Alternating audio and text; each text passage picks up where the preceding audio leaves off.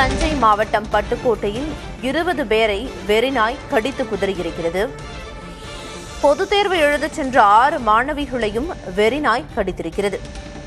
வெறிநாய் கடித்ததால் காயமடைந்த 20 பேர் சிகிச்சைக்காக அரசு மருத்துவமனையில் அனுமதிக்கப்பட்டுள்ளனர். பொதுமக்களை கடித்து குதறிய வெறிநாயை நகராட்சி ஊழியர்கள் பிடித்துள்ளனர். பட்டுக்கோட்டையில் 20 பேரை வெறிநாய் கடித்து குதறியிருக்கிறது. பொதுத் தேர்வு எழுதச் சென்ற 6 மாணவிகளும் காயமடைந்திருக்கின்றனர்.